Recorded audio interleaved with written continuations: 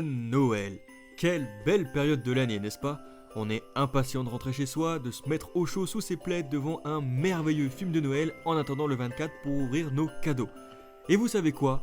Moi j'ai envie de participer à cette belle ambiance de fête. Alors aujourd'hui, on va parler d'une belle famille, marquée par la fraternité, les infidélités et les exécutions publiques parce que Noël c'est avant tout ça, la famille. Bonjour à tous et à toutes, bienvenue dans le Coffre du Nord et aujourd'hui on sort du coffre une histoire des plus chaleureuses, l'affaire de la tour de Nesle.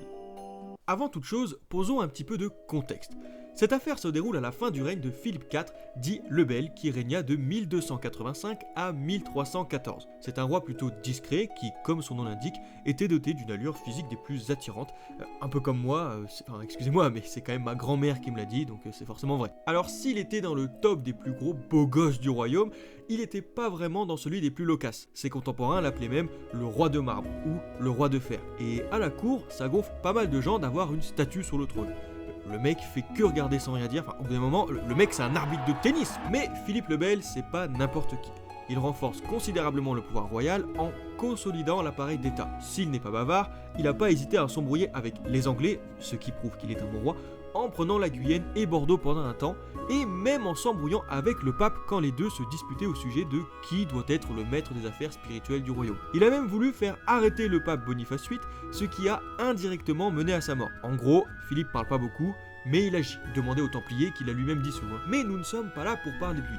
Enfin, pas directement. Notre bon Philippe est marié à Jeanne Ier, et il a 5 enfants. Suivez bien parce que je vais pas me répéter.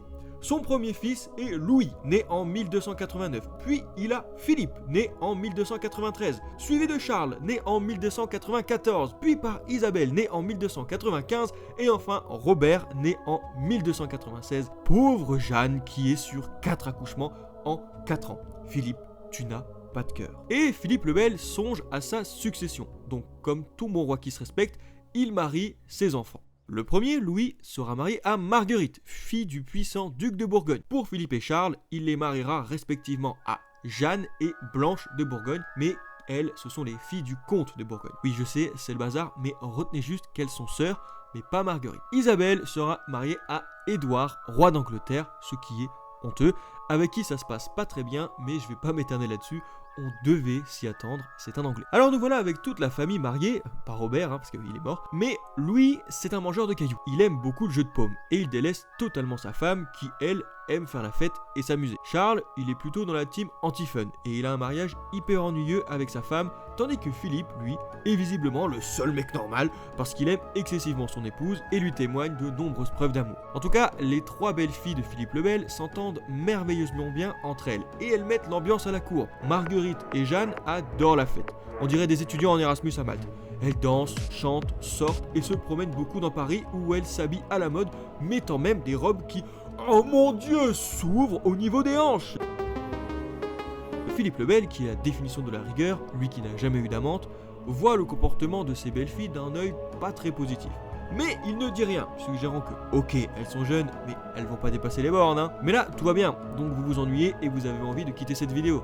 S'il vous plaît, ne faites pas ça, abonnez-vous, j'ai besoin d'acheter mes cadeaux de Noël. Rassurez-vous, le fun commence maintenant. Marguerite et Blanche commencent à être victimes de rumeurs concernant leur fidélité envers leur époux. On dit qu'elles aiment tellement la fête qu'elles la prolongeraient dans le lit des chevaliers. En 1313, Isabelle, ainsi que son mari, Édouard d'Angleterre, viennent rendre visite à Philippe le Bel en France. Durant leur séjour, Isabelle aurait offert à ses frères et à leur épouse des aumônières, qui sont des sortes de bourses, pour les remercier de leur chaleureux accueil. Qui ne voudrait pas une superbe aumônière pour Noël? Noël, justement, c'est la période à laquelle Isabelle rentre chez elle la même année avec son mari et durant laquelle elle fait un banquet pour célébrer son retour. Oui, ils font un banquet pour se célébrer eux-mêmes, voilà, ils n'ont aucun problème d'ego.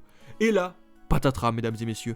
Pendant la fête, la reine Isabelle constate que Gauthier et Philippe Donnet, 2 chevaliers normands, avaient exactement les mêmes aumônières que celles qu'elle avait offertes à ses belles-sœurs. Coïncidence? En vrai oui, c'est largement possible, on va pas devenir parano, on n'est pas dans une relation toxique. Mais Isabelle, elle, visiblement, est dans une relation toxique, car en avril 1314, en allant visiter son père, cette phrase est bizarre, elle lui dit que possiblement, ses belles-sœurs seraient des coureuses de remparts. Alors Philippe le Bel, ne voulant prendre aucun risque, place ses belles filles sous étroite surveillance. Et, mon Dieu, c'est terrible, le scandale est fondé. Elle rit, mange et couche bien avec les chevaliers en question. Elle leur donnait rendez-vous dans la tour de Nesle, une des grandes fortifications construites par Philippe Auguste. Le choc est terrible pour le roi. D'autant plus que Jeanne, si on n'a pas de preuve de son infidélité, est en tout cas accusée d'avoir été au courant des parties de plaisir de ses belles-sœurs, et soupçonnée par certains d'avoir cherché le réconfort chez d'autres que son mari. C'est alors toute la royauté française qui voit son image être salie, et le roi ne se montrera pas conciliant avec ses belles-filles. Les deux chevaliers ont avoué, tout comme les femmes concernées. Marguerite et Blanche sont donc tondues et habillées n'importe comment avant de défiler dans Paris pour être enfermées à vie. Marguerite est au sommet d'un donjon dans une cellule ouverte sur l'extérieur. Elle meurt en 1315 de mauvais traitements ou d'étranglement, on ne sait pas bien, mais personne à la cour ne se plaint de sa disparition. Blanche, elle, est dans une cellule enfoncée dans la terre, et elle survit à son incarcération. Jeanne est vachement suspecte, mais rien ne prouve qu'elle a consommé le fruit de l'interdit avec un autre, et puis sa mère, Mao d'Artois, siège au conseil royal et fait pression pour qu'elle ne subisse pas la peine de trop. Elle réussira à retrouver les grâces de son mari et sera réintégrée à la cour. Parlons maintenant de nos chevaliers normands. Tout d'abord, comme je vous l'ai dit, ils avouent vite, après être soumis à la question. Alors la question, c'est pas juste vous devant une table qui subissez un interrogatoire. Non. Au Moyen-Âge, la question, c'est vous qui subissez un interrogatoire, accompagné par des violences physiques, comme vous accrocher à une table ou vous fouetter, par exemple. Mais pas besoin de faire durer le supplice trop longtemps parce qu'ils avouent rapidement. Le jugement sera donc rapide. Alors, mettez-vous bien au chaud dans votre couette, prenez un bol de chocolat chaud car l'ambiance va devenir super mignonne. Tellement que je vais accompagner les mots d'un chroniqueur de l'époque par des photos mignonnes de petits chats. Ils furent, à la vue de tous, écorchés tout vivants sur la place publique. On leur coupa les parties viriles et génitales, et, leur tranchant la tête, on les traîna au gibet public où, dépouillés de toute leur peau, ils furent pendus par les épaules et les jointures des bras. Ensuite, après eux, un huissier qui paraissait, à bon titre, fauteur et complice du dit crime, et un grand nombre, tant nobles que gens du commun de l'un et l'autre sexe, soupçonnés de complicité ou connaissance du dit crime, furent la plupart mis à la torture, quelques-uns furent noyés, un grand nombre furent mis à mort secrètement. Voilà, c'est ce qu'on appelle une punition sévère, et il y en a qui se plaignent pour 10 jours en prison. Alors pourquoi cette histoire de jupon est-elle si grave pour la couronne française ? Déjà, l'image de la couronne en sort réellement salie. Le pauvre Philippe le Bel a passé son règne à essuyer des critiques juste parce qu'il a tenté d'affirmer le pouvoir du roi. Et voilà que ses fils apparaissent comme les rois des cocus. Surtout que les conséquences sont assez terribles pour la couronne. Philippe le Bel meurt en novembre 1314. Et c'est donc son fils aîné, Louis, qui monte sur le trône, prenant le nom de Louis X. Dont on a déjà parlé. L'angoisse est alors totale, car ce dernier n'a pas de fils et doit vite se remarier, car jusqu'à sa mort, Marguerite reste reine de France. Elle le sera donc 5 mois. Son épouse mourant en prison, il épouse 4 mois plus tard Clémence de Hongrie, qui sera enceinte quand le roi mourra dans d'étranges circonstances. L'enfant naissant ne vivra que 5 jours, ce sera Jean le Posthume, alors c'est Philippe, frère du roi, qui montera sur le trône. Son épouse Jeanne étant sortie de prison, elle devient également reine. Mais le couple n'aura que des filles et un garçon, Philippe, qui vivra 3 mois. Quand le roi décède en 1322, il n'a donc pas de successeur, et on recommence. C'est Charles qui devient roi après ses 2 aînés. Pour lui, ce fut plus compliqué de se débarrasser de son épouse, car le pape n'a pas voulu annuler le mariage. Il réussira en 1322 pour cause d'une trop grande proximité généalogique, sa belle-mère étant aussi sa marraine. Comme s'il avait fallu attendre 1322 pour s'en rendre compte. Il épouse alors Marie de Luxembourg, qui rend visite au pape en 1324. Et, première mauvaise nouvelle, son carrosse se renverse. Deuxième mauvaise nouvelle, elle accouche prématurément de son fils. Troisième mauvaise nouvelle, il meurt. Quatrième mauvaise nouvelle, elle décède le lendemain de l'accident à cause de ses blessures. Décidément, le carrosse c'est pas fait pour tout le monde. Charles rate donc l'occasion d'avoir un successeur. Mais il perd pas le nord, car la même année que la mort de son ex, il épouse Jeanne d'Évreux, qui ne lui donnera que des filles avant de mourir en 1328. Et donc on n'a plus d'hommes sur le trône. Alors tous les regards se tournent vers Isabelle, qui est la dernière enfant vivante de Philippe le Bel. Et elle se voit bien transmettre l'héritage de son père à son fiston Édouard. Mais elle a une concurrente directe, Jeanne, la fille de son frère Louis X. C'est alors que la panique s'empare de la cour. Jeanne est née en 1312. Or, en 1312, sa mère Marguerite, elle couchait déjà avec Philippe de Nez. Cette histoire, elle a duré plus de 2 ans. Et il y a donc un doute sur l'origine du père de la potentielle princesse. Et ça, c'est pas vivable pour la couronne. Peut-on placer Jeanne sur le trône alors qu'il existe un monde dans lequel le sang des rois ne coule pas dans le sien ? Isabelle crie « Non !» et dit qu'en tant que seule héritière de Philippe le Bel, elle devrait avoir la couronne.